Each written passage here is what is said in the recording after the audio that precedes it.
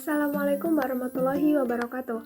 Perkenalkan, nama saya Rizna Akmalia dengan NPM 202121109 dari kelas 3C jurusan Pendidikan Bahasa Indonesia Fakultas Keguruan dan Ilmu Pendidikan Universitas Siliwangi. Pada video ini, saya akan menceritakan isi dari novel yang berjudul Azab dan Sengsara karya Merari Siregar. Novel Azab dan Sengsara ini dikategorikan sebagai novel klasik terbitan Balai Pustaka yang memiliki tema tentang kehidupan percintaan seorang gadis yang pernikahannya tidak membawa kebahagiaan, justru malah membawa kesengsaraan. Tokoh sentral dari cerita ini yaitu bernama Maryamin dan Aminuddin. Keduanya memiliki perbedaan yang sangat jauh.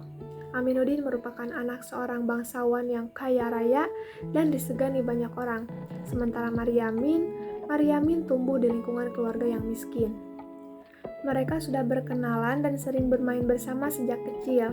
Dan ketika beranjak dewasa, mereka merasakan ada getaran cinta yang tumbuh di hatinya masing-masing. Sehingga Aminuddin pun berjanji akan menikahi Maryamin suatu saat nanti. Dan niatnya itu diutarakan kepada ibu dan ayahnya. Ibunya menyetujuinya karena dengan menikahkan mereka mungkin akan bisa menolong kemiskinan dari seorang Maryamin. Akan tetapi ayahnya tidak menyetujuinya karena ayahnya beranggapan bahwa jika mereka menikah itu tidak pantas karena akan menurunkan derajat bangsawannya. Demi mewujudkan niatnya untuk menikahi Maryamin, Aminuddin pun berangkat ke Medan untuk mencari kerja. Saat di Medan, ia masih rajin berkirim kabar dengan Maryamin. Sampai suatu waktu, ia akhirnya mengirim berita ke kampung bahwa ia sudah siap untuk berumah tangga dengan wanita pujaannya tersebut. Tapi sayangnya, ayahnya masih tetap tidak setuju dengan hal itu. Ayahnya menyusun rencana agar istrinya atau ibunya dari Aminuddin tidak menyetujui keinginan Aminuddin untuk menikah dengan Maryamin. Rencana dari ayah Aminuddin itu yaitu dengan cara membawa istrinya atau ibunya Aminuddin ke dukun sewaan dan pura-pura meramal jodoh terbaik untuk Aminuddin.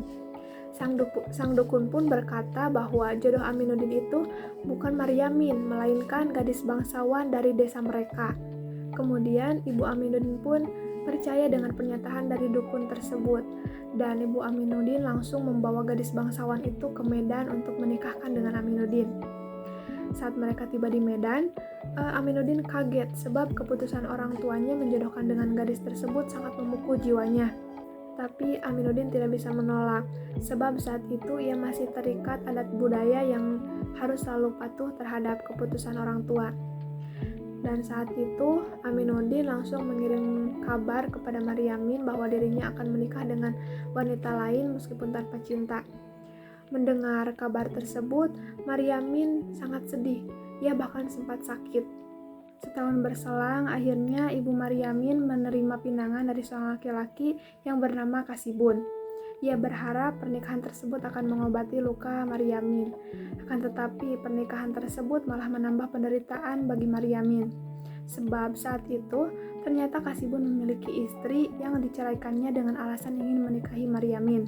Selanjutnya, Kasibun membawa Maryamin ke Medan, dan mereka mengalami hubungan suami istri yang compang, karena Maryamin tidak ingin melakukan hubungan intim dengan suaminya itu.